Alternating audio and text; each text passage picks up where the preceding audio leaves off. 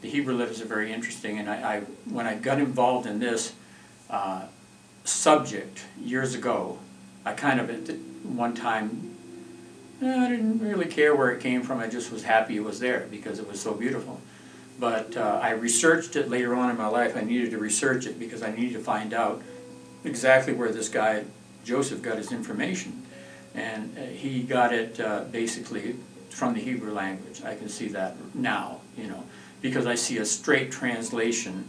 If you go into a book called The Cipher of Genesis by Carlos Suarez, or the Sefer Yetzirah, I'm not sure if I'm pronouncing that correctly, but if you go into these two books, you'll find there is charts in there that shows how those letters represent certain numbers, and then these are brought over into our alphabet.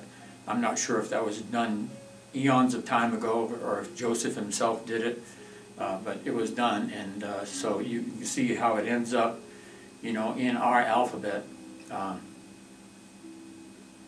The vibration of like almost angelic vibrations, implicating good or bad karma, or negative consequences or positive consequences.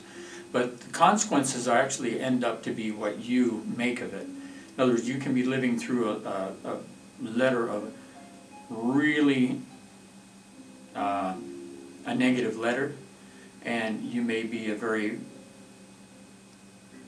powerful person to withstand that without getting immersed in the mire and the illusion of it. You might have been taught by a guru. You might have been taught by somebody who really could teach spiritual principles and get you through these tough times. And sometimes if you do, get through these real negative letters and negative times, then you end up a master yourself, and you can teach others how to get through these tough times, without becoming a criminal or without becoming, somebody who is swept away by the tide of environment that is no good for them. In other words, adjust. You have to adjust for what's going on. So what other letters are important? The letter P is another money letter. That's money through struggle. And so if you have a P in your name, for instance, the letter Paul, and there's some others, Philip, it's a few names.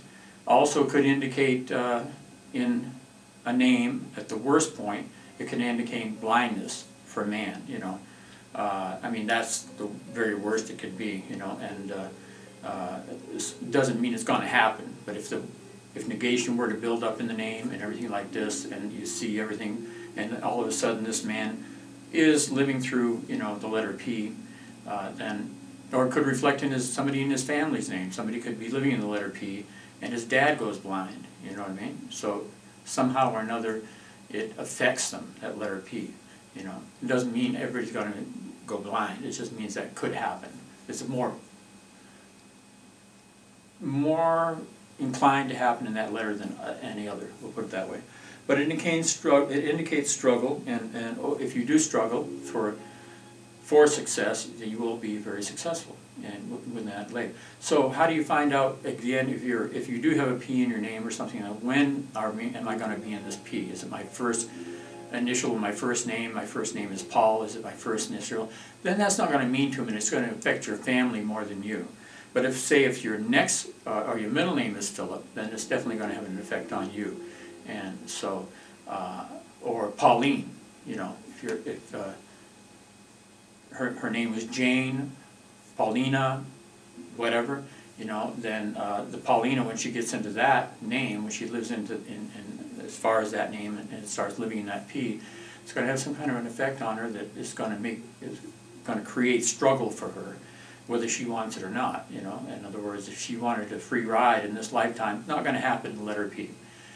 So, just to give you a few examples of letters that are important, and because all the letters are important. Now, love letters, there's love letters too. There's the V, there's the S, there's the U, And they all have their contribution in one way or another. E is also a love letter, and they all have their, variable. X is a love letter, but it's weird, it's like, we talked about the X already. So you can make a lot of mistakes and get the wrong partner in life, and end up in worse off than you started, unless you're really strong character, and you can see your way through it. So but the V and the F also. The F is a love letter. But when you say love letter, it doesn't mean people are automatically going to be in love. They're more prone to be in love there in those kind of letters than any other letters, believe it or not. And because they attract that to themselves. They're more giving, they're more loving themselves, and they will attract loving people into their life, somebody who really wants to love them. So the letter F, for instance, is very commercial in its vibratory level, it's in other words, a person that's in the letter F. You might be an artist that creates for practical purposes to make money, whereas somebody in the letter U will create just because what do they call that? It's an act of love. It's an act of in other words, if you are committed to something and you need to express that, for instance, somebody who's in the medical community or something like that, and they want to express their service to mankind, it's through an act of love, really, and this is what they do. For their love of mankind, they're dedicating their whole life to service. So the letter U would be more of a person like that, and the U would be somebody who just keeps on giving and doesn't really care if he has anything in return, he or she. They would prefer that, of course, because it's only natural in human nature to prefer getting love in return. But quite often, U ends up to be unrequited love, but there's love there nevertheless, So, and then the V is quite often like the F. It's very commercial, and V would be, so you had a name like Virginia, which is your first name, like it's not going to affect you that much, it'll affect your family, because the first 4 or 5 years of your life is more or less your family is governing you, they're taking care of you, so the vibration of your name has an effect on them. Anyway, to get down to other letters, you have the I and the J and the Y, and those are all letters that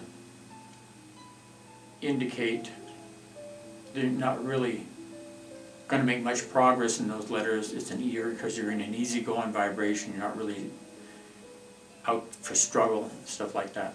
So I just wanted to, like the J, for instance, is always going to be a change for the better in that letter,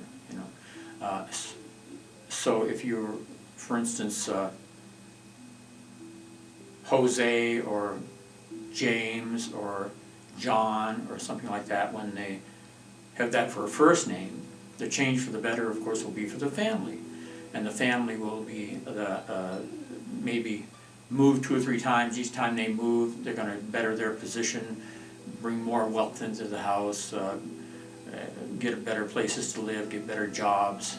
So it's changes for the better in that sense, And so, all of these things are important. If you really want to find out more about this, then you really should buy this book. It's online at Amazon.com. Again, it's the Kabbalah of Numerals, K-A-B, I better spell that right now, K-A-B-B-A-L-A-H, of Numerals, N-U-M-E-R-A-L-S, by me, James Kluge.